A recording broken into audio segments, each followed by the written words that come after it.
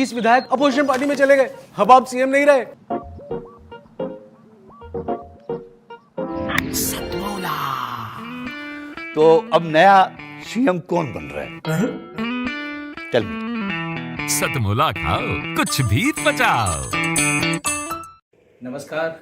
साधना TV channel पर प्रसारित होने वाले कार्यक्रम सतमौला कवि सम्मेलन, जिनके जनक अखिल भारतीय साहित्य परिषद के महामंत्री और संस्थापक सरदार जीत सिंह जी, डॉक्टर कमल किशोर गोयनका जी, हमारे मित्र परवीन आर्या जी और साधना टीवी चैनल के चेयरमैन राकेश गुप्ता जी हैं।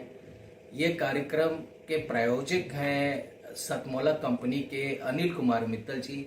आप सभी लोगों के प्रयास से ये एक बहुत ही अच्छा कार्यक्रम आप साधना टीवी पर प्रसारित कर रहे हैं। इस कार्यक्रम में अभी तक 10,000 युवा कवियों को मौका मिल चुका है। 700 एपिसोड का प्रसारण हो चुका है और ये बहुत ही अच्छा कार्यक्रम है। मैं भी समय मिलने पर इसे देखता हूँ और इसको आगे बढ़ना चाहिए। मैं तो ये कहता हूँ कि ये 700 नहीं बल्कि 10,000 एपिसोड चले, ताकि और भी नए युवा कलाकारों को, नए कवियों को मौका मिले और इसे एक अच्छा मार्गदर्शन मिले ताकि वो और अच्छा कर सके।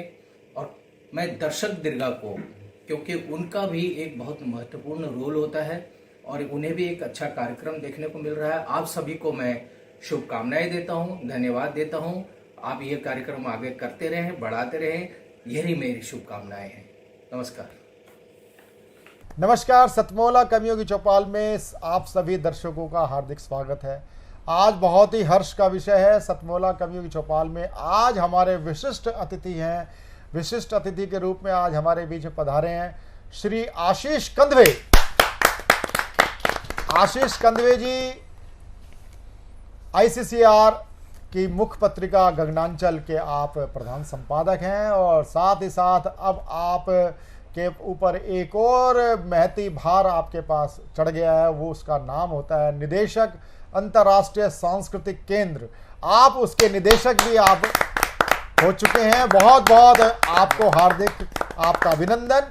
और ये मेरा परम सौभाग्य है कि आज आप सतमौला कवियों की चौपाल में आज आप हमारे साथ उपस्थित हैं। और ये आजकल चलता है अंतर्राष्ट्रीय कई प्रकार की संस्थाएं हैं। जैसे मैंने बताया ना कि एक गली से दूसरी गली में राष्ट्र बदल जाता है तो अंतर्राष्ट्रीय हो जाता है, लेकिन वास्तव में आज हमारे साथ में एक अंतर्राष्ट्रीय मुखिया के रूप में, सांस्कृतिक और साहित्यिक मुखिया के रूप में हमारे बीच में आशीष कंदवे जी हमारे बीच में हैं। आप अंतर्राष्ट्रीय साहित्य परिषद के भी आप अध्यक्ष हैं। मैं हिंदी साहित्य परिषद के भी आप अध्यक्ष हैं। मैं आपका अभिनंदन करता हूं। मेरे साथ में जो बैठे हैं एक बहुत ही वरिष्ठ कवि व गजलकार, मेरे पिताजी आचार्य जगदीश आर्य जी के साथी शायर। आपके नाम से काफ़ी मुशायरे होते हैं। आप कई देशों में विदेश यात्रा मुशायरों के लिए आप कर चुके हैं।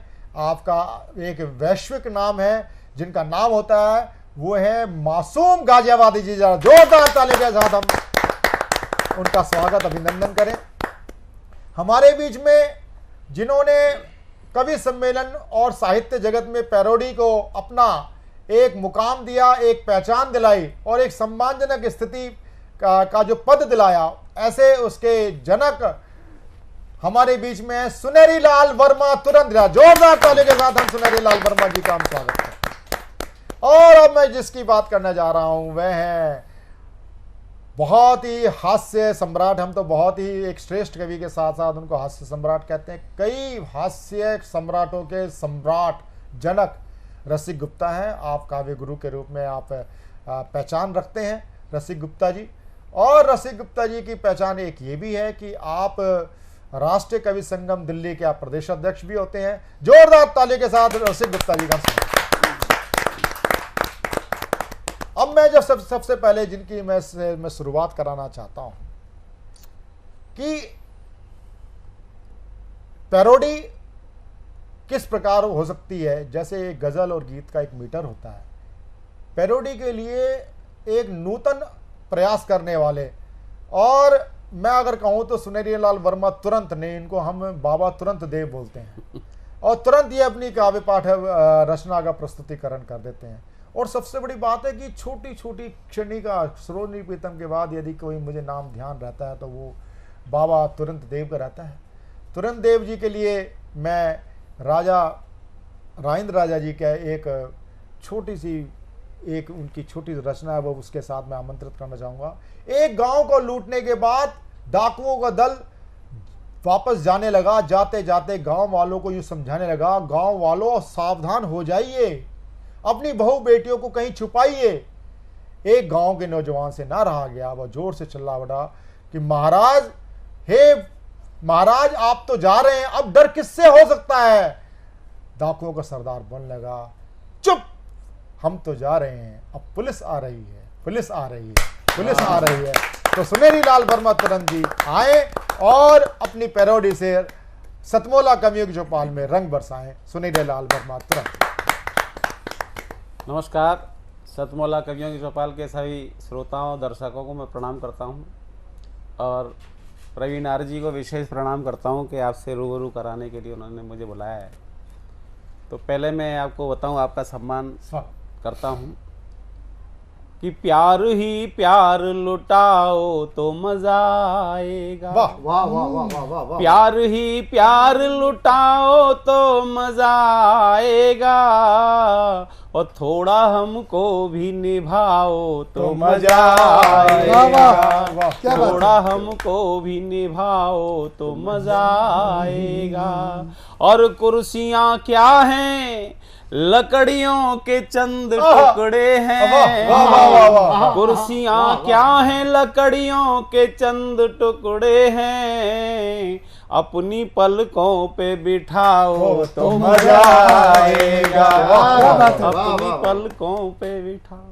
और इस तरह से जिंदगी चलती है साहब। हम गुप्ता जी के साथ रहते हैं, रसिक गुप्ता जी के साथ, तो ये अपना खूब आनंद लेते हैं, हम भी इनके साथ आनंद लेते रहते हैं। और आनंद का इनका तो रंग जमता है साहब, जहाँ जाते हैं और रंग जमता है। लेकिन हम भी इनके गुरु कि हम भी कुछ रंग जमाने का हुनर रखते हैं।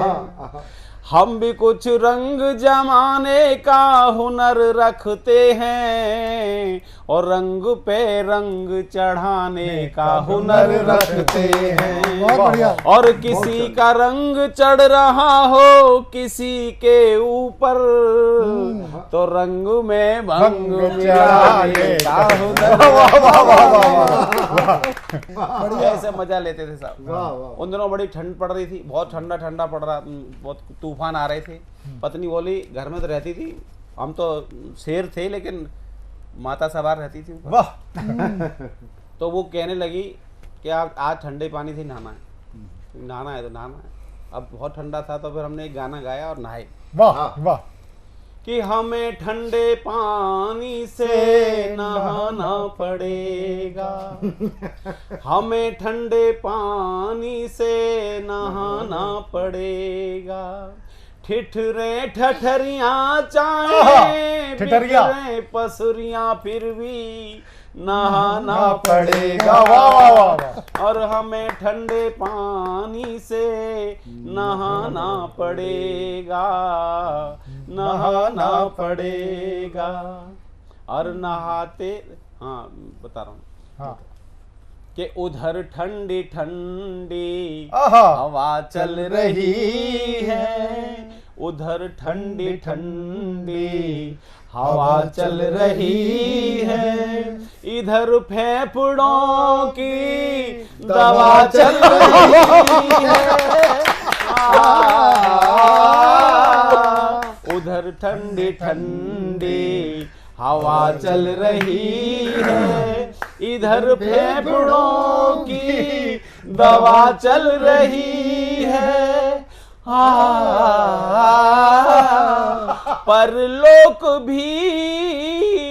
परलोक भी जाना पड़ा तो पहले नहाना पड़ेगा। और हमें ठंडे पानी से नहाना पड़ेगा, नहाना पड़ेगा। और कमाते रहे हैं, कमाते रहेंगे, कमाते रहे हैं, कमाते रहेंगे। दवाओं पे दौलत लुटाते रहेंगे।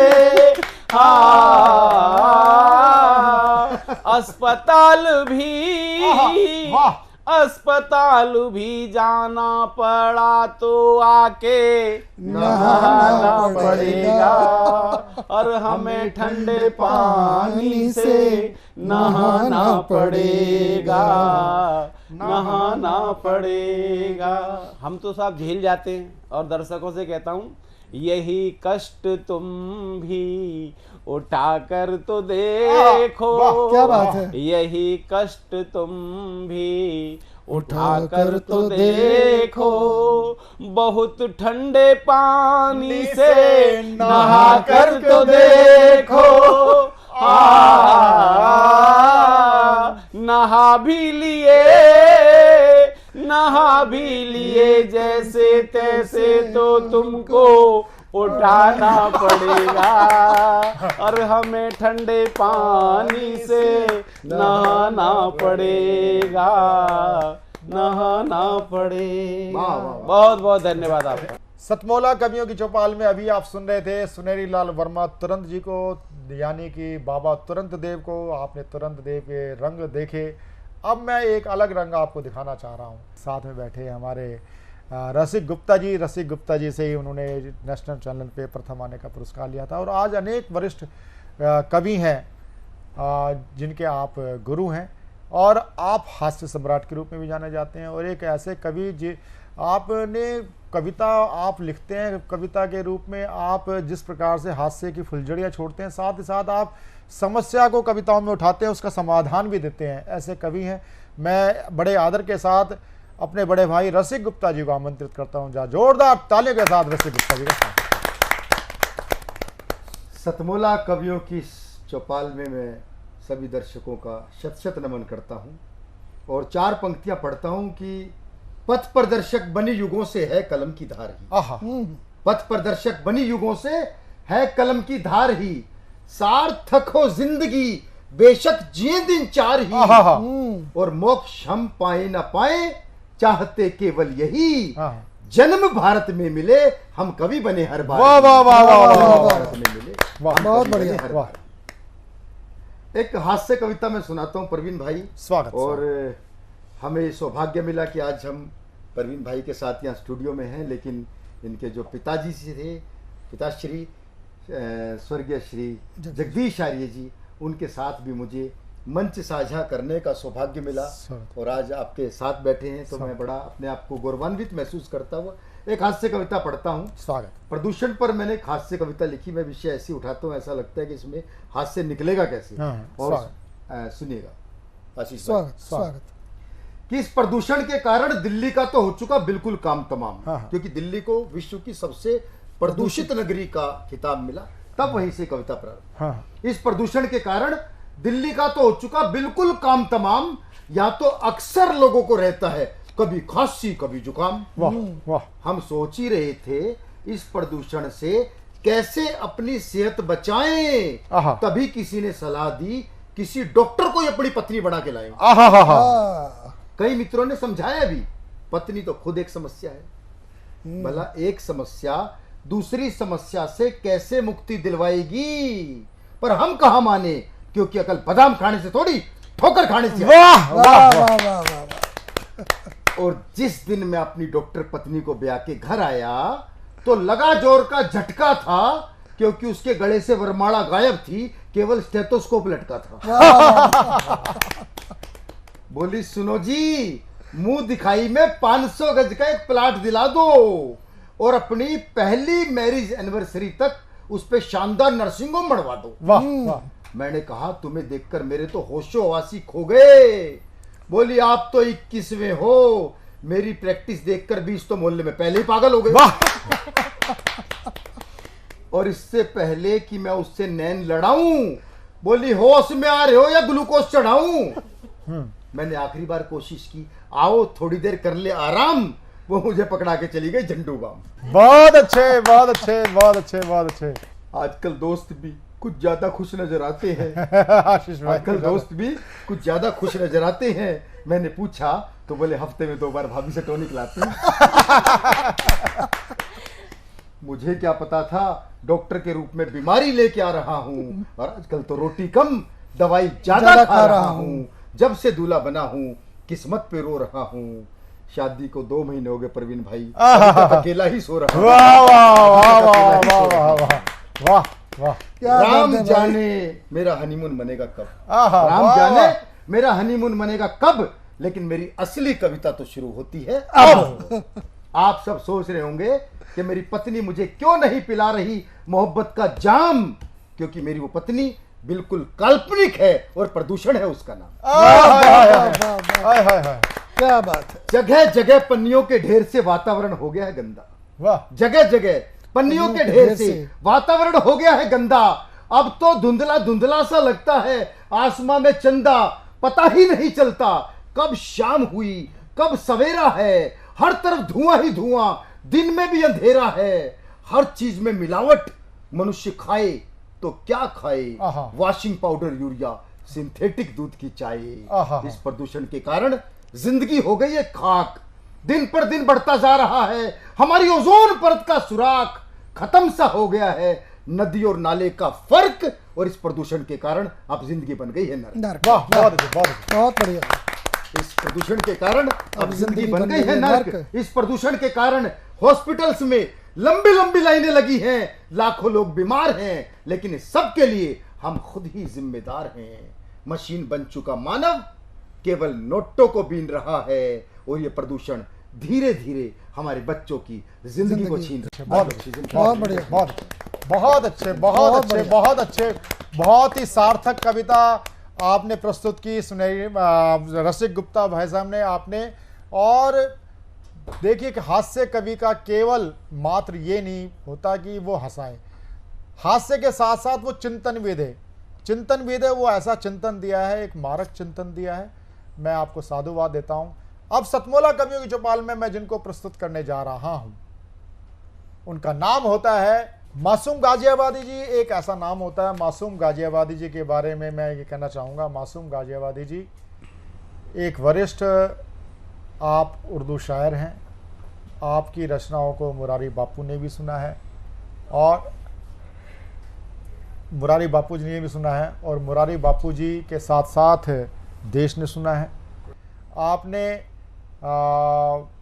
समसामयिकी भी पर आपने कई शायरी की हैं। तो मैं बड़े आदर और अदब के साथ मैं आमंत्रित करना चाहता हूँ चाचा मासूम गाजियाबादी जी को। आप आइए चाचा। आप सभी को नमस्कार, और सतमोला कवियों के चौपाल के सुनने वालों को मेरा सलाम। बात यहाँ से ही शुरू करता हूँ कि खुशी से झूमती बारात को छोड़ो उन्हें देखो। खुशी से झूमती बारात को छोड़ो उन्हें देखो, कि जिनको नाच गाने का बहाना तक नहीं मिलता। जो बारातों में अक्सर रोशनी का बोझ ढोते हैं, उन्हीं बच्चों को बारातों में खाना तक नहीं। वाह वाह वाह वाह वाह, क्या बात है। जो बारातों में अक्सर रोशनी का बोझ ढोते हैं, उन्हीं बच्चों को बारातों में खाना तक नहीं मिलता। और 2 शेर ये भी देखें, एक नया चलन शुरू हुआ है हमारे गांव में। जब भी कभी 2 लोग लड़ते हैं, हमारे गांव में जब भी कभी 2 लोग लड़ते हैं, तो कोई तीसरा आकर उन्हें समझा बुझाता है। तो कोई तीसरा आकर उन्हें समझा बुझाता है, तुम्हारे शहर का लेकिन मियाँ दस्तूर उल्टा है। तुम्हारे शहर का लेकिन मियाँ दस्तूर उल्टा है। यहाँ वो तीसरा बस फोन से फिल्में बनाता है। अरे वाह वाह वाह वाह वाह, तुम्हारे शहर का बहुत बहुत अच्छे। लेकिन मियाँ दस्तूर उल्टा है। यहाँ वो तीसरा बस फोन से फिल्में बनाता है।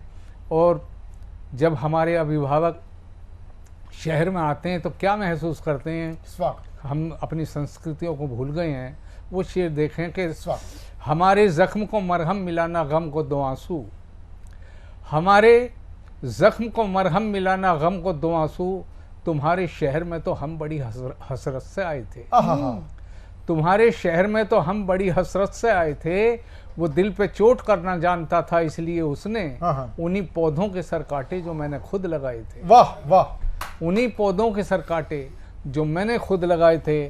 दोस्तों, एक और तकलीफ़ होती है जब सुनते हैं कि बच्चे माँ बाप के प्रति कैसा व्यवहार कर रहे हैं। तो 2 शेर देखें कि छोड़ा नहीं था दर कोई फरियाद के लिए, छोड़ा नहीं था दर कोई फरियाद के लिए, मांगी न मन्नतें जहाँ औलाद के लिए, वो बदनसीब बाप ही बेटों के सामने, वो बदनसीब बाप ही बेटों के सामने, बांधे खड़ा है हाथ अब इमदाद, क्या बात है, बांधे खड़ा है हाथ अब इमदाद के लिए।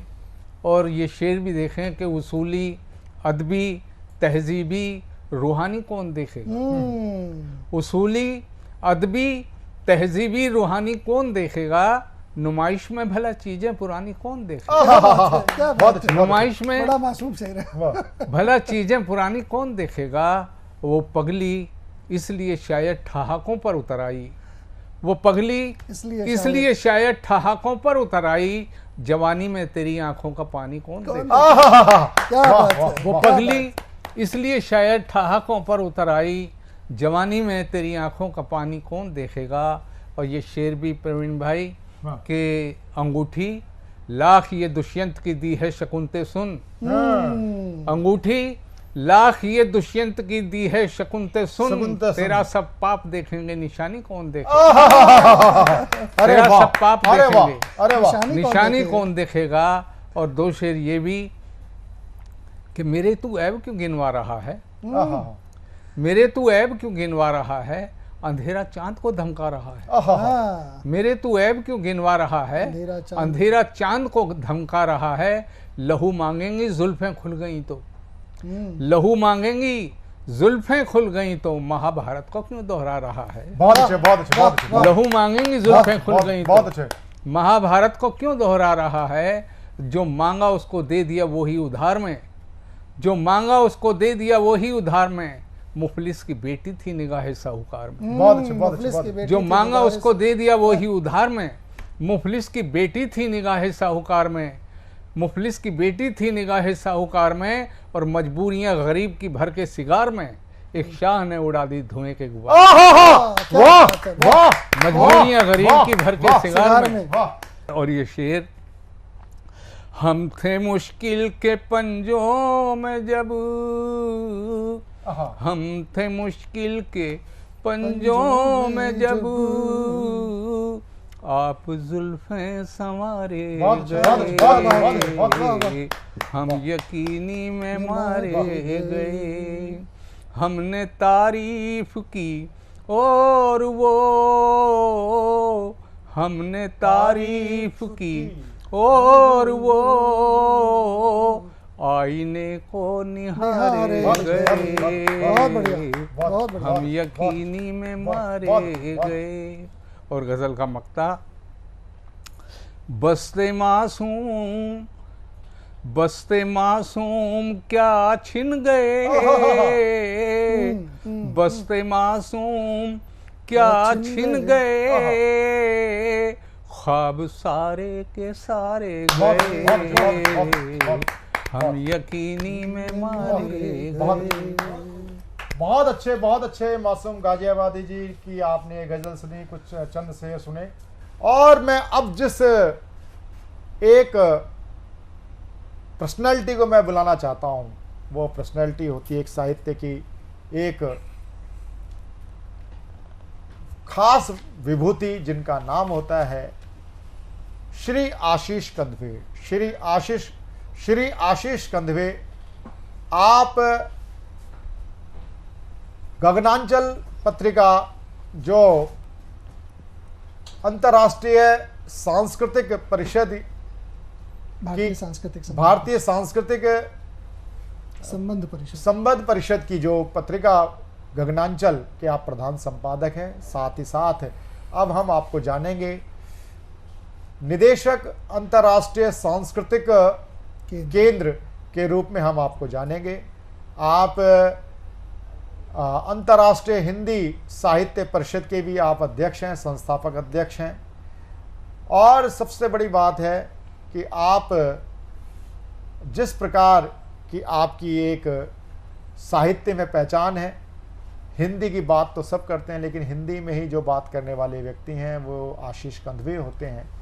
आशीष कंदवे जी के लिए मैं अपने पिताजी की रचना के कुछ दो चार मैं पंक्तियां रखना चाहता हूँ। जागो जागो सोने वालों तुम्हें जगाता फिरता हूँ, जागो जागो सोने वालों तुम्हें जगाता फिरता हूँ, लुटने पिटने से बच जाओ शोर मचाता फिरता हूँ, शोर मचाता फिरता हूँ। आशीष कंदवे जी। बहुत बहुत धन्यवाद प्रवीण भाई। मेरे लिए एक सुनहरा अवसर है और सौभाग्य की बात है कि सतमोला कवियों के चौपाल पर आज मुझे आपने आमंत्रित किया। प्लीज़। और मुझसे पूर्व एक से एक महारथी कवि, अभी आप जिनको सुन रहे थे वैचारिक कविताओं की धनी कोमल,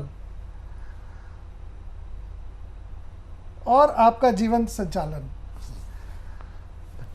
मैंने देखा संचालकों के हाथ में कई बार छोटे मोटे पुर्जे होते हैं, और विशेषकर तब ऐसी स्थिति में जब इतना लंबा संचालन करना हो और सबका नाम पद प्रतिष्ठा उसके बारे में क्या कहना हो, ये सब याद रखना हो। तो अगर आप में से कोई ये सीखना चाहता है तो भाई प्रवीण जी से सीखिए कि कैसे संचालन को निर्बाध रूप से किया जाता है और यति गति मति सबका उपयुक्त प्रयोग कैसे किया जाता है। धन्यवाद। एक गजल के कुछ शेर देखिए कि उनका बदला तौर तरीका अच्छा है, उनका बदला तौर तरीका अच्छा है, कहने का अंदाज सलीका अच्छा है। वाह वाह वाह वाह वाह। कहने का अंदाज सलीका अच्छा है, और कातिल के हक में आता है सोचो तो, कातिल के हक में आता है सोचो तो, सरकारी इनाम वजीफा। बहुत अच्छे बहुत अच्छे बहुत अच्छे बहुत अच्छे बहुत अच्छे। सरकारी इनाम वजीफा अच्छा है, और दो चार कदम चलकर ही थक जाए जो। कोमल जी याद रखिएगा जीवन में, दो चार कदम चलकर ही थक जाए जो, उसके हिस्से सख्त लतीफा अच्छा है। वाह वाह वाह। उसके हिस्से सख्त लतीफा अच्छा है, और हाथ हमारे दोस्त हमेशा रहते हैं। वाह वाह प्रवीण भाई, वाह। हाथ हमारे दोस्त हमेशा रहते हैं, चाहे वे कमजोर खलीफा। बहुत अच्छे बहुत अच्छे बहुत अच्छे बहुत अच्छे बहुत। चाहे वो कमजोर खलीफा अच्छा है। पतझड़ के मौसम में बहार क्या देखूं, पतझड़ के मौसम में बहार क्या देखूं, अपने घर का तुलसी चौरा अच्छा है, उनका बदला तौर तरीका अच्छा है, कहने का अंदाज सलीका अच्छा है। ये थे आशीष कंदवे जी।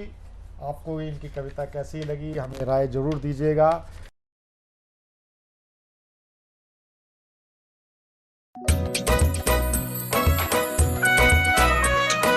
हर पल मस्ती और रंगीन विद सतमोला नमकीन, इससे बेटर है नथिंग सतमोला नमकीन। डिफरेंट टेस्ट है बेमिसाल, पनीर भुजिया भी कमाल, इसके टेस्ट के सब शौकीन। हाँ सतमोला नमकीन, सतमोला स्वीट्स एंड नमकीन, इससे बेटर है नथिंग। हाँ सतमोला नमकीन। देश की ऊर्जावान कवियत्री अनुपमा पांडे भारतीय जो हमारे बीच में गाजियाबाद से पधारी हैं, मैं उनको सादर आमंत्रित करता हूं वह आए और अपना काव्य पाठ प्रस्तुत करें। अनुपमा पांडे भारतीय। सभी को मेरा प्रेम भरा नमस्कार। और जैसा कि प्रवीण सर आर्य जी ने बताया कि हम कश्मीर फाइल्स को प्रमोट कर रहे हैं, उसके लिए मैं अपनी 4 पंक्तियां निवेदित करती हूँ। मैं भी उसके सपोर्ट में बोलती हूँ कि खून के हर कतरे में सिर्फ मेरी मिट्टी हो, खून के हर कतरे में सिर्फ मेरी मिट्टी हो, जीवन के हर सांस में सिर्फ मेरी मिट्टी हो, जीवन के हर सांस में सिर्फ मेरी मिट्टी हो। और उठे जो चमन पर नजर कभी किसी गिद्धन की, और उठे जो चमन पर नजर कभी किसी गिद्धन की, खड़ग हाथ और सीने में सिर्फ मेरी मिट्टी हो, खड़ग हाथ में और सीने में सिर्फ मेरी मिट्टी हो। इन्हीं पंक्तियों के साथ मैं आप सभी को निवेदित करती हूँ अपने परिचय की 4 पंक्तियाँ। आप सभी को जोड़ती हूँ अपने परिचय की 4 पंक्तियों के साथ कि शिराओं को जो स्पंदित कर दे, शिराओं को जो स्पंदित कर दे, भावनाओं का वो ज्वार लिखती हूँ, सिराओं को जो स्पंदित कर दे, भावनाओं का वो ज्वार लिखती हूँ, प्रेम प्रीत पीड़ा का गुब्बार लिखती हूँ, प्रेम प्रीत पीड़ा का गुब्बार लिखती हूँ, अधरों पर अंगार और आंखों की चिंगारी लिखती हूँ। भारतीय हूँ मैं, भारतीय हूँ मैं, माँ भारती का यशगान लिखती हूँ, भारतीय हूँ मैं, माँ भारती का यशगान लिखती हूँ, और सरहद पर जो शोलों से दहकते हैं उनके शोणित का उबाल लिखती हूँ, और सरहद पर जो शोलों से उबलते हैं उनके शोणित का उबाल लिखती हूँ, और आईना हूँ मैं एक, आईना हूँ मैं एक साहिब, अक्षर अक्षर पर सच का प्रहार लिखती हूँ। बहुत अच्छे, सच का प्रहार लिखती हूँ, अक्षर अक्षर पर सच का प्रहार लिखती हूँ।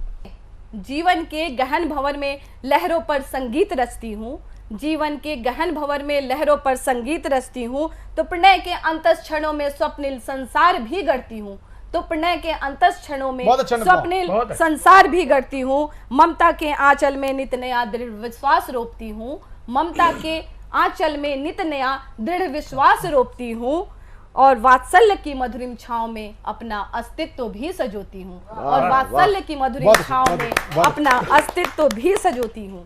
अगली पंक्तियों से आप सभी नारी शक्तियों को जोड़ती हूँ कि अपने अस्तित्व को पहचानती हूँ मैं, अपने अस्तित्व को पहचानती हूँ मैं, झुकती हूँ तो झुकाती हूँ मैं, झुकती हूँ तो झुकाती हूँ मैं, संस्कारों के चौखट पे अपना स्वाभिमान भी रखती हूँ, संस्कारों के चौखट पे अपना स्वाभिमान भी रखती हूँ, और सफलता के क्षितिज पर कल्पनाओं की उड़ान भरती हूँ, और स्वयं सिद्धा बनकर मैं स्वर्णिम अध्याय भी रचती हूँ, स्वर्णिम अध्याय भी रखती हूँ। बहुत बहुत धन्यवाद, बहुत बहुत आभार आप सभी का।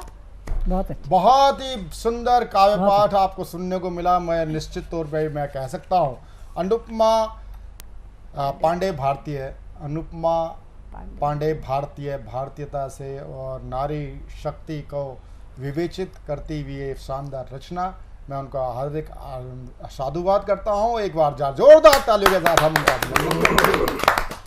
अब मैं अपने एक बहुत ही वरिष्ठ पुराने साथी ओंकार त्रिपाठी जी, जो शाहदरा से हमारे बीच में पधारे हैं और मेरे पूज्य पिताजी के आप साथी हैं, मैं बड़े आदर के साथ पिताजी की दो पंक्तियों से मैं आपको आमंत्रित करना चाहूँगा। कहूँ क्या किस तरह से जिंदगी को जी लिया मैंने, क्या बात, कहूँ क्या किस तरह से जिंदगी को जी लिया मैंने, चुभन सुई घुटन धागा लबों को क्या बात, क्या बात। त्रिपाठी आप सबको नमस्कार। और आज अभी जगदीश आर्य जी की पंक्तियाँ, वो हमारे वरिष्ठ थे, मैं बालक था, बहुत प्यार करते थे, कई बार घर भी गया हूँ, और आज आपने उनकी यादों की खुशबू यहाँ महफिल में बिखेर दी। ये यादों पर किसका बस चलता, वे जब चाहे आ जाती हैं, और कभी हंसा करके जाती हैं तो ये कभी रुला जाती हैं। क्या बात, क्या बात, यादों की खुशबू आपने बिखेरी। मैं उनके ही चरणों में ये अपनी पंक्तियाँ अर्पित करूँगा। मित्रों, प्रेम शाश्वत होता है, प्रेम के बिना जीवन का कोई अर्थ नहीं।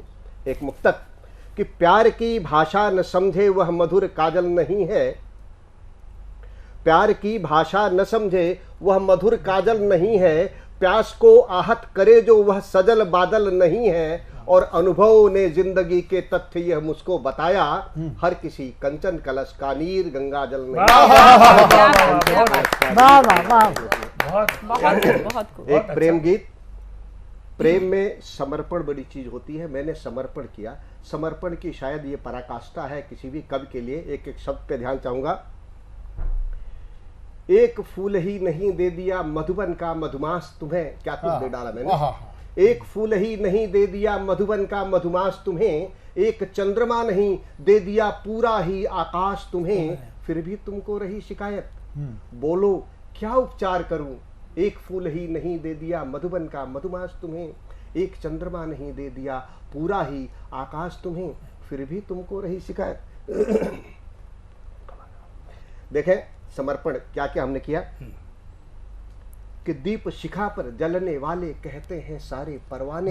क्या बात। दीप शिखा पर जलने वाले कहते हैं सारे परवाने, मैंने नहीं त्रिपाठी जैसे देखे हैं अब तक दीवाने, चिर संचित अपने मानस का दे डाला कर्पूर सलोना, मैंने किया समर्पित तुमको, मैंने किया समर्पित तुमको हंसकर भावों का मृग सोना, टुकड़े टुकड़े नहीं दे दिया पूरा ही उल्लास तुम्हें, सांसों का सौरभ दे डाला दिया सकल विश्वास तुम्हें, तुमको रही शिकायत, बोलो क्या उपचार करूं, एक फूल ही नहीं दे दिया का मधुमास तुम्हें। और अगला छंद, एक शब्द है बिहारी, यानी जो बिहार करता है। कम ही लोग निवेदन सुनते जग में गंध पुजारी का, पर क्या तुमको भी परिचय दूं मैं निज हृदय बिहारी का। अरे माटी का तन है, माटी के दीपक में जितना नेह मिला था दे डाला, दिया तुम्हें मधुपात्र न केवल दे दी पूरी मधुशाला, और बिना हिचक ही दे डाली है मैंने हर अभिलाष तुम्हें, रोम रोम से निहसित मैंने दे दी हर निःश्वास तुम्हें, बोलो क्या उपचार करूं, एक फूल ही नहीं दे दिया मधुबन का मधुमास तुम्हें।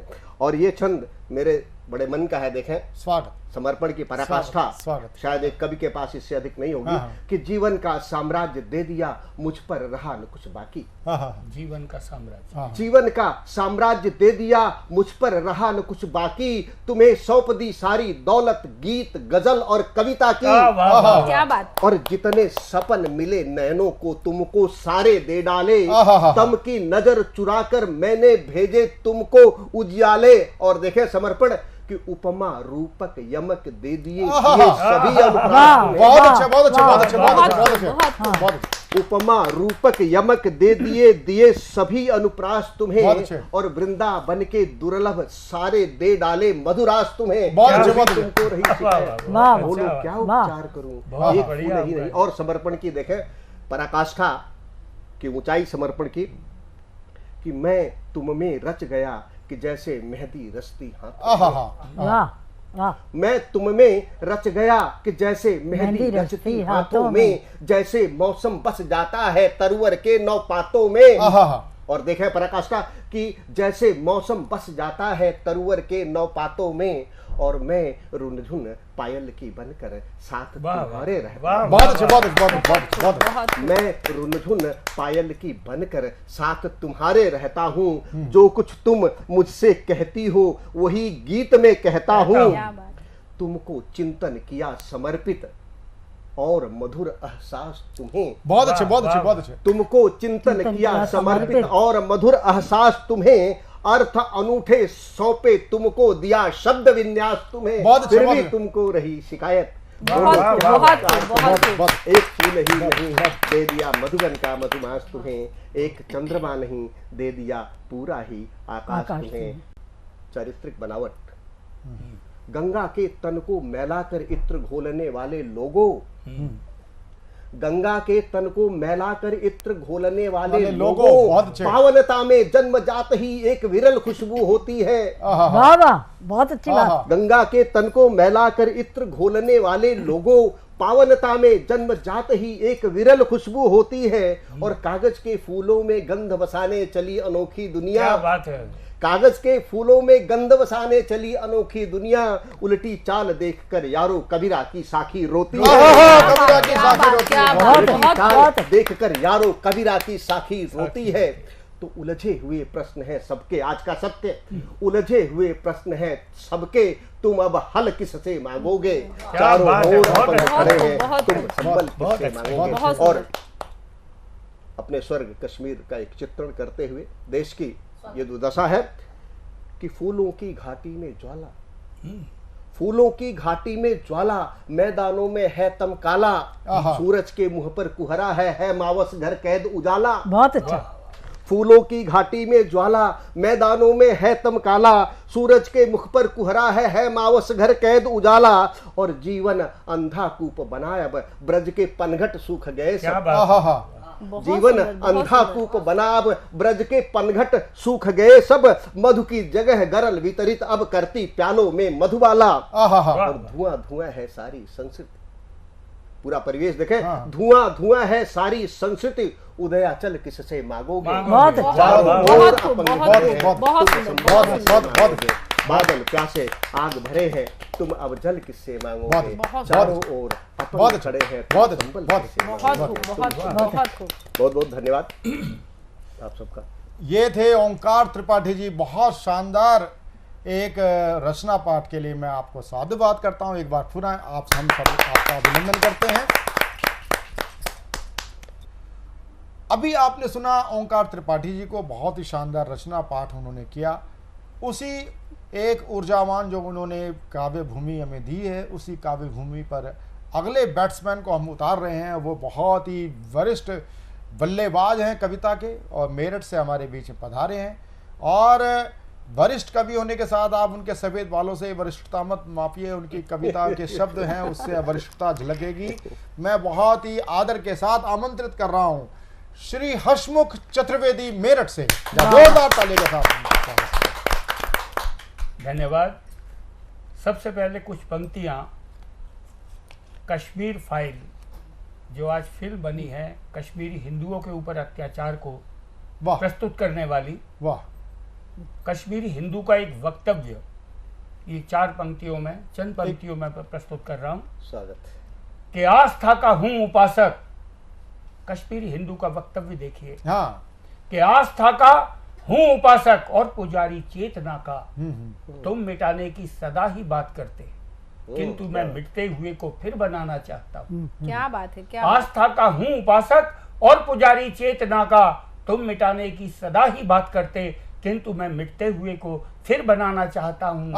वेदना से भागकर तुम दूर जाना चाहते हो, वेदना से भागकर तुम दूर जाना चाहते हो, मैं छुपाकर दर्द मन में मुस्कुराना चाहता हूँ, मुस्कुराना चाहता हूँ। और अब थोड़ी सी मिनी कविताएं, छोटी छोटी व्यंग की। स्वागत। कानून के ऊपर देखें कि बड़ा जालिम जटिल सा आजकल कानून होता है। बड़ा जालिम जटिल सा आजकल कानून होता है, बड़ा उलझा हुआ कानून का मजमून होता है। बहुत अच्छे। बड़ा जालिम जटिल सा आजकल कानून होता है, बड़ा उलझा हुआ कानून का मजमून होता है, कि सबूतों और गवाहों पर टिका कानून रहता है। सबूतों और गवाहों पर टिका कानून रहता है, दिखाते हैं जैसे दिल्ली वो देहरादून होता है। और देखिए सेक्टर 10, मैं भगवान राम के विषय में जरा थोड़ा हास्य व्यंग्य से हटकर है, मैंने हास्य व्यंग्य की जो फर्ज था मेरा वो मैंने पूरा कर दिया। अब भगवान श्री राम के चरणों में मैं अपने शब्दों के पुष्प हैं आप लोगों से स्वागत कि निस्वार्थ ही सेवा करते, लोभ न रखते मन में, व्यापक जिनका है चरित्र, जो त्यागी है जीवन में, लोभ मोह भी जिनको पथ से कभी डिगा ना पाते, कभी नहीं जो दुर्बल हो कर्तव्यों को बिसराते, उन युग पुरुषों पर प्रभाव न हर्ष शोक का पड़ता, केवल उनके चिंतन से ही दूर भागती जड़ता। इसीलिए तो राम कीर्ति गाई जाती घर घर में, व्यापक जिसका है प्रकाश अब तक अपनी अम्बर में। जब भी पाप पंख में डूबा करता है जग सारा, जब भी मन में तम से फैला करता है अंधियारा, जब जब खंडित हो जाते आदर्श सभी के सारे, और सत्पुरुष बेकसूर धक्के खाते बेचारे, और चित्त सभी सद्ग्रंथों का जब झुटलाया जाता, शासन जब करके बदले सज्जन का खून बहाता, कायर जब अपने बल को अबला पर अजमाता, के प्रक्रिया हित करने वाली असुर कोई जब रोके, परोपकार करने वालों को अदम कोई जब टोके, कि वंश बेल जब दुष्टों की बढ़ने लगती भूतल में, अपराधी जब निर्भय घूमा करते हैं जलथल में, कि दुष्कर्मों के भार वहन में जब जब वसुधा हारी, दुष्कर्मों के भार वहन में जब जब वसुधा हारी, तब दूर कहीं बैठा रोता है चक्र सुदर्शन धारी। दुष्कर्मों के भार वहन में जब जब वसुधा हारी, तब दूर कहीं बैठा रोता है चक्र सुदर्शन धारी, के शेष शाही फिर किसी तरह भी चैन नहीं ले पाता, प्रकट स्वयं को कर देता है राम रूप में आता। बहुत औरों को सुख दे देने में कष्ट स्वयं जो सहता, जिसके मन में सदा सर्वदा प्यार का झरना बहता, उस पर कविता मूरख कवि कैसे तू कहता है, अवध नहीं उसकी ठोकर में त्रिभुवन तक रहता।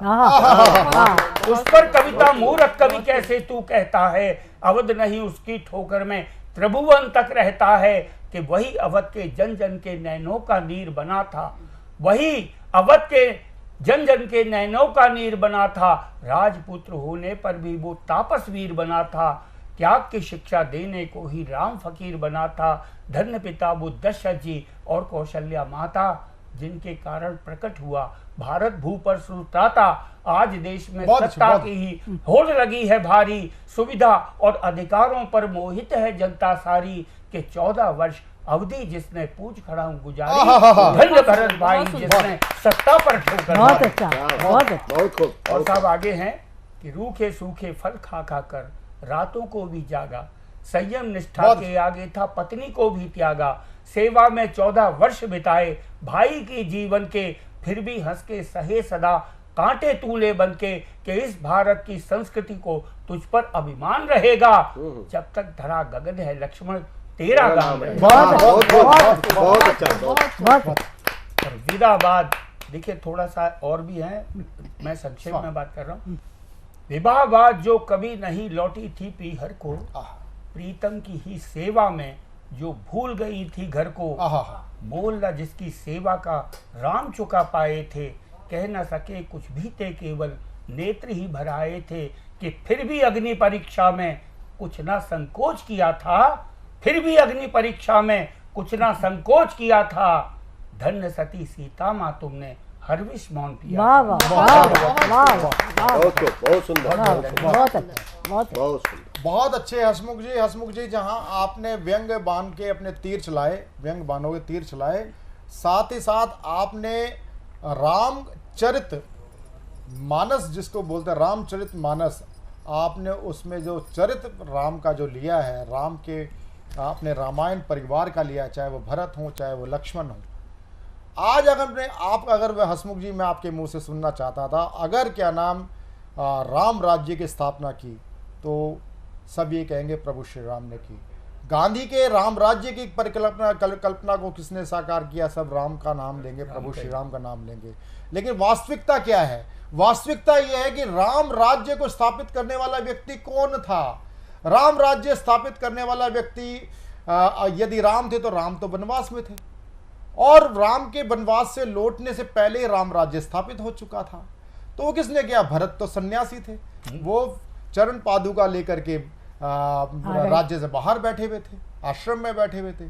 तो सही मायने में यदि राम राज्य का काज की जिसने स्थापना की, वो इम्प्लीमेंट करने वाले वो महाराजा शत्रुघ्न थे।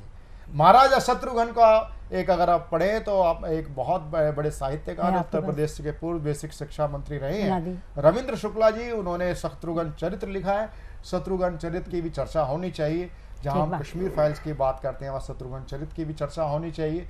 और इसी चर्चा को आगे बढ़ाते हुए कवि सम्मेलन में देखिए, मैं मात्र कवि के रूप में प्रतिनिधि नहीं करता, संचालक के रूप में नहीं, मैं ऐसे अनछुए पहलों को भी छूने की कोशिश करता हूं अपने कार्यक्रम में। शत्रुघ्न का नाम बहुत रामायण में कहीं ना कहीं उपेक्षित सा हो जाता है। रामायण में शत्रुघ्न का केवल मात्र ये है कि वो 4 भाइयों में से एक थे, लेकिन सही मायने में एक किसी ने आज्ञा दी तो आज्ञा दी तो काम हो गया। एक तो या तो हनुमान थे या शत्रुघ्न थे। तो मैं शत्रुघ्न को याद करते हुए, महाराज शत्रुघ्न को याद करते हुए, मैं एक ऐसी ही विलक्षण प्रतिभा की धनी मैं एक कवित्री को आपके बीच में प्रस्तुत करने जा रहा हूँ। शत्रुघ्न सुनाइए।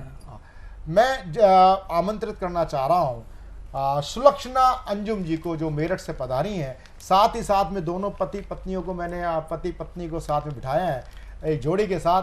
तो मैं आमंत्रित करता हूँ सुलक्षणा अंजुम जी का, जोरदार ताली के साथ हम करते हैं।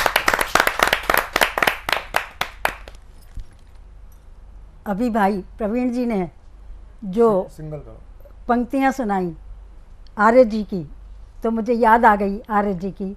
मैं सोच रही हूँ 2 पंक्तियां उनको दूं। कोई जीना ही जिंदगी समझा, कोई जीना ही जिंदगी समझा, और फसाना बना गया कोई, अपनी हस्ती मिटा के ए अंजुम, अपनी हस्ती बना गया कोई, अपनी हस्ती बना गया। ये आर्य जी के लिए मैंने पंक्तियां दी। अब मैं 4 पंक्तियां प्रस्तुत करती हूँ। मन कहीं और चल छोड़ कर बस्तियाँ, क्या बात। मन कहीं और चल छोड़ कर बस्तियाँ, राम के नाम की लूट ले मस्तियाँ, राम के नाम की लूट ले मस्तियाँ। बाबरे जू तू पकड़ शिव के पावन चरण, बाबरे तू पकड़ शिव के पावन चरण, पीले सारात गरल भूल जा तलखियाँ, पीले सारा गरल भूल जा तलखियाँ, भूल जा तलखियाँ। बहुत अच्छा, बहुत। वो भी क्या जिया है जिंदगी, बहुत अच्छा। वो भी क्या जिया है जिंदगी, बस जिया जो नाम के लिए। बहुत अच्छे, बहुत अच्छे, बहुत अच्छे, बहुत अच्छे। वो भी क्या जिया है जिंदगी, बस जिया जो नाम के लिए, बस जिया जो नाम के लिए, सार्थक उसी का जन्म है, सार्थक उसी का जन्म है, जो जिया है राम के लिए, सार्थक उसी का जन्म है, जो जिया है राम के लिए, जो जिया है राम के लिए। पाप का बहाव तेज है, वाह वाह वाह, इस बहाव में ना आइए, बहुत अच्छे, बहुत अच्छे, बहुत अच्छे, बहुत अच्छे। पाप का बहाव तेज है, इस बहाव में ना आइए, तन को तो सजाइए मगर मन को भी जरा सजाइए, मन को भी जरा सजाइए, दो घड़ी निकाल लीजिए, दो घड़ी निकाल लीजिए, राम को प्रणाम के। बहुत अच्छी, बहुत, क्या बात, जिंदगी सभी की आजकल स्वार्थ में सिमट के रह गई, वाह वाह वाह, शेष भी असत्य रिश्तों के में, इस जगत के बट के रह गई, इस जगत के बट के रह गई, यूं सभी की जिंदगी हुई, यूं सभी की जिंदगी हुई, पूर्ण अब विराम, सार्थक उसी का जन्म है, जो जिया है राम के लिए, जग से वो ही मुक्त हो सका, राम का जो बन के रह गया, ऐसा आदमी दुखों के भी बहुत अच्छे, बहुत अच्छे, बहुत अच्छे। सब थपेड़े हंस के सह गया, सब थपेड़े हंस के सह गया, भोर तुम सजा नहीं सके, भोर तुम सजा नहीं सके, संभलो अब तो शाम के लिए, सार्थक उसी का जन्म है, जो जिया है राम के लिए, वाह वाह, जो जिया है राम के लिए। बहुत सुंदर, बहुत सुंदर। और मैं बेटियों से कह रही हूँ कि कश्मीर फिल्म बेटियों तुम देखना ज़रूर। मैंने बेटियों के लिए एक रचना लिखी है, वो आपको सुना रही हूँ। स्वागत। भोर तुम सजा नहीं सके, संभलो अब तो शाम के लिए। सार्थक उसी का जन्म है, जो जिया है राम के लिए। बहुत सुंदर। मैं आपको सबको प्रणाम करती हूँ। बहुत सुंदर, बहुत ही श्रेष्ठ रचना सुलक्षणा अंजुम जी का। देखिए पुराने चावलों का एक कुछ आनंद अलग ही होता है। और ये पति पत्नी, यानी कि मैं कहूँ कि ये एक जोड़ी अगर मैं कहूँ तो रामायण काल की लगती है और पुरातन काल की लगती है। मैं बहुत ही अभिभूत हूँ इस जोड़ी को अपने सतमोला कवियों की चौपाल में पधारने के लिए। मैं उनका हार्दिक अभिनंदन करता हूँ। और मैं अब जिस एक सेगमेंट, और अब मैं जो इस सेगमेंट को मैं हमारे साथ जुड़ता है, एक वीडियो हमारे साथ जुड़ता है। आज हमारे वीडियो के माध्यम से हमारे बीच में जो पधारी हैं हमारे शो पर, उनका नाम होता है हिमांशु जैन मीत। हिमांशु जैन मीत हमारे बीच में बहुत दूर से, हमारे बीच में इंदौर से, मध्य प्रदेश से हमारे बीच में है। वो एक बहुत ही श्रेष्ठ रचना लेके आई हैं, श्रेष्ठ कवित्री हैं। मैं उनका बहुत ही अपने सतमोला कवियों की चौपाल में मैं उनका अभिनंदन करता हूँ। जोरदार ताली के साथ हम उनका स्वागत।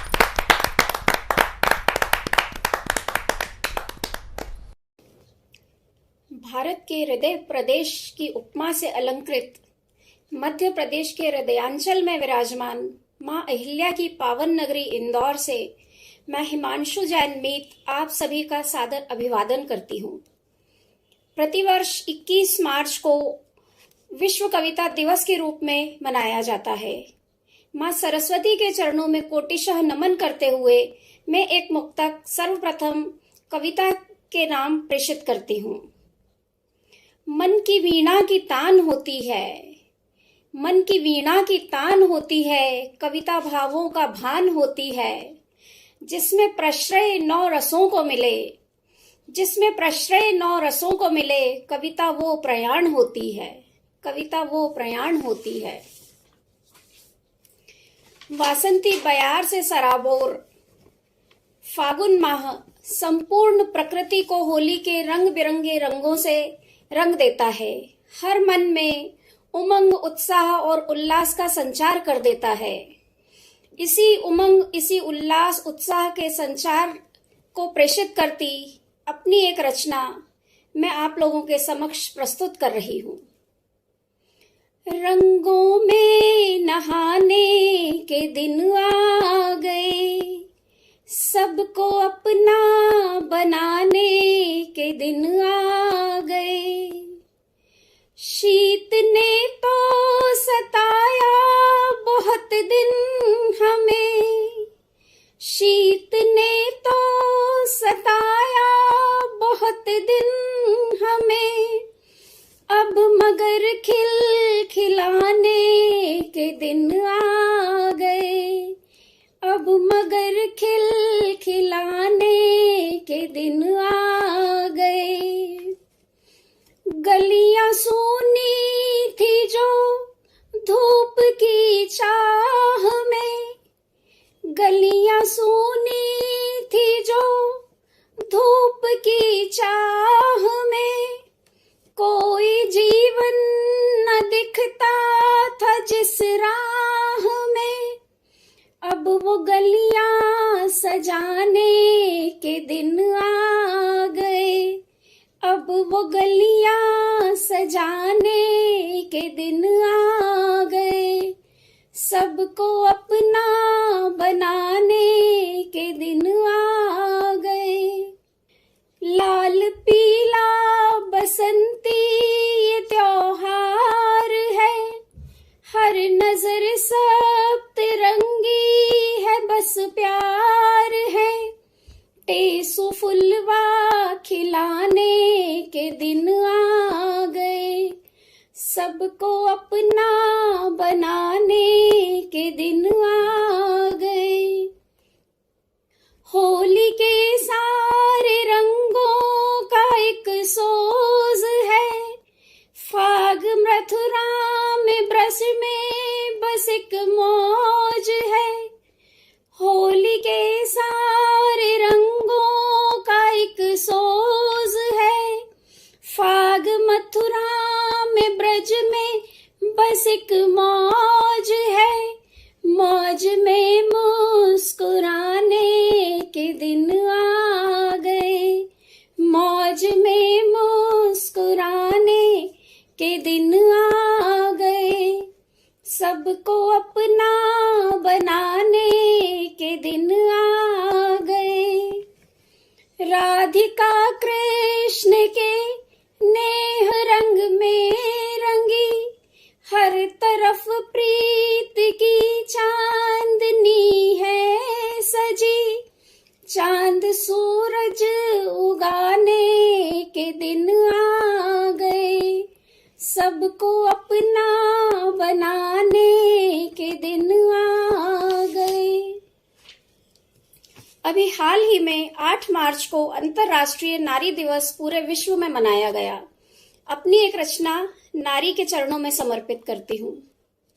अंतर में जिसके विराजती शक्ति भक्ति सुरम्यता, दीपित करे प्राकाम में जो नारी वो मुक्ताहार है। अतिथि जिसको देवता समभाव पर ही जो चले, भारतीय नारी के अंक में प्रलय सृजन दोनों पले। कुपित हो गर ज्वाल सी सृष्टि को संहार दे, मृदु भावना जो उर्धरे संपूर्ण जग संवार दे। नारी कठिनतम साधना, नारी सृजन का द्वार है। सृष्टिकर्ता जननी जिसकी ईश पर भी आभार है। नारी की आंखों में स्वयं चांद सूरज डोलते, सौंदर्य की ये मूर्ति है, प्रेम का भंडार है। दुर्बल नहीं ये स्रोत है, दुर्बल नहीं ये स्रोत है, जीवन के शक्ति पुंज का।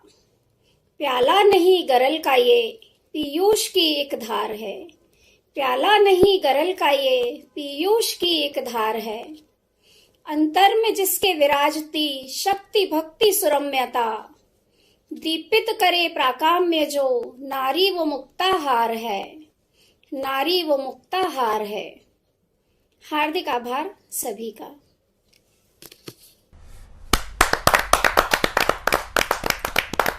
अभी आप सुन रहे थे श्रेष्ठ ज्येष्ठ और सभी कवियों को। कैसा लगा आपको हमारा कार्यक्रम? सतमोला कवियुग चौपाल में आपने देखा ना, कुछ हमारे बीच में पुराने चावल अकस्मात नवांकुर के रूप में आ जाते हैं, और तो ऐसे चावलों को हम अपनी एक देगची से निकाल करके अलग अन्नपूर्णा देवी की ओर समर्पित हम कर देते हैं, संभाल के रख लेते हैं अपनी तिजोरी में। तो इस तिजोरी का नाम होता है आजीवन कारावास, यानी आजीवन सदस्यता के रूप में। आप सतमोला कवियुग चौपाल में आप हमारे आजीवन कारावास से बंध जाते हैं, एक काव्य अनुष्ठान से बंध जाते हैं, और जिंदगी भर आप हमारे कार्यक्रम में आते रहते हैं। ये कार्यक्रम एक स्वावलंबन की ओर भी संकेत करता है। स्वावलंबन कैसे होता है? स्वावलंबन होता है vocal for local. Modi ji हमारे देश के प्रधानमंत्री ने हमें मंत्र दिया, उसी मंत्र को हम पालन करते हुए हमने आजीवन सदस्यता का कंसेप्ट किया। हम किसी की ओर मुंह नहीं देखते, एक सहभागिता के सिद्धांत से कार्यक्रम चलता है। यदि आप हमारे से सहमत हैं, इसमें नवांकुर के रूप में आप हमारे कार्यक्रम में आना चाहते हैं, आपका हार्दिक अभिनंदन है। आप हमारे आजीवन सदस्य बने। सतमोला कवियुग चौपाल में आप काव्य पाठ करना चाहते हैं, आजीवन सदस्य बनना चाहते हैं, तो टीवी स्क्रॉल पे चल रहा ये नंबर 9711182183 पे आप हमसे संपर्क करें। आप हमारे कार्यक्रम में आप जुड़ेंगे, आप आनंद लेंगे, और अगले रविवार फिर मिलते हैं श्रेष्ठ और ज्येष्ठ कवियों के साथ सतमोला कवियुग चौपाल में। नमस्कार। नमस्कार दोस्तों, मैं अनिल मित्तल, चेयरमैन सतमोला ग्रुप। मैं जैसे आप सब लोग जानते हैं कि 2004 के अंदर मैंने सतमोला कवियों की चौपाल आरंभ करा परवीन आर्य जी के साथ मिलके। तो हमारा उद्देश्य दोस्तों यही था कि जो आज ये काव्य पाठ है, जो ये बुद्धिजीवी वर्ग जो ये सुंदर काव्य पाठ हम लोग करते हैं, तो वो धीरे धीरे आज के ज़माने में लुप्त ना होता जाए। जो आज मॉडर्नाइजेशन चल रहा है, जितना टीवी पे हम और भी चीज़ें बढ़ती जा रही हैं, तो ये ना हो कि हमारी पुरानी जो ये एक संस्कार थे, पुरानी सभ्यता थी, कविता पाठ था, वो धीरे धीरे ये लुप्त होता जा रहा था। तो इसीलिए हम दोनों ने मिलकर 2004 के अंदर सतमोला की कवियों की चौपाल आरंभ करी, जिसके अंदर हम ऐसा प्लेटफॉर्म देते रहे हैं जिसके अंदर नए से नए कवि, जो भी कवि काव्य पाठ उसमें करना चाहे उसका स्वागत करते हैं हम लोग, उन्हें मौका देते हैं नए नए कवियों को। और आप लोगों से यही निवेदन है कि जो भी चाहे आप पहली बार काव्य पाठ करते हैं तो आप सतमोला कवियों की चौपाल के प्लेटफॉर्म पर आएँ, आप लोगों का स्वागत है। उसके अंदर आप अपनी मौलिक कविताओं को सुनाएं, उनके अंदर जो भी कमी होगी तो हमारे पुराने जो एक्सपीरियंस कवि हैं वो उनको सुधारेंगे और आपको और इम्प्रूव करने की कोशिश करेंगे। आपसे निवेदन है कि सतमोला कवियों की चौपाल में आएँ और अपना काव्य पाठ करें।